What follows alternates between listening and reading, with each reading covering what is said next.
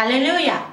ఏదైనా వాక్యము యోం దెబిరీం 22వ తారీఖు 10వ నెల 2025వ సంవత్సరం. మన దేవుడిస్తున్న చక్కటి మాట మార్కు సువార్త 14వ అధ్యాయము 6వ వచనం. అందుకు యేసు ఇట్లా నేను ఈమె జోలికి పోకుడి. ఆమె ఎవరు అంటే ప్రభువును ప్రేమించిన స్త్రీ. ప్రభువును దేవుడిగా ఈమె దేవుని పాదాలు పట్టుకొని విడిచిపెట్టట్లా.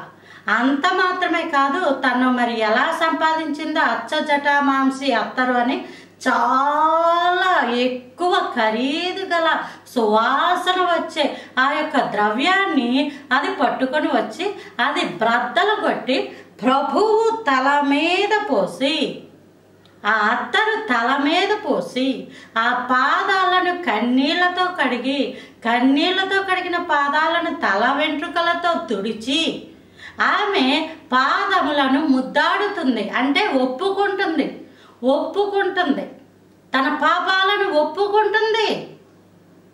కాబట్టి అటువంటప్పుడు అక్కడ ఉన్న వాళ్ళు నువ్వెందుకు ఇలా చేస్తున్నావు, ఆగు అని అభ్యంతరపరచడానికి చూస్తే ప్రభు అన్నారు ఈమె జోలికి పోకుడి. ఇది ప్రార్థన అనుభవం. నీవు ప్రార్థనలో నీ జీవితంలో విలువైనది ఏదైతే ఉందో అది ప్రభువుకి అప్పగించి ఆయన హస్తాలకి అప్పగించేసి ఆయన ఆలోచనలకు అప్పగించేసి నీవు ప్రభు పాదాలు పట్టుకొని కన్నీళ్లు కారుస్తూ నీ తల వెంట్రుకలతో పాదాలు తుడుస్తూ నువ్వు ప్రార్థన చేసావనుకో, ఆ ప్రార్థన నుంచి నిన్నెవరు విడదీయలేరు. దేవుడు అంటాడు ఆగు అని చెప్తాడు, అలా చెయ్యొద్దు అని చెప్తాడు.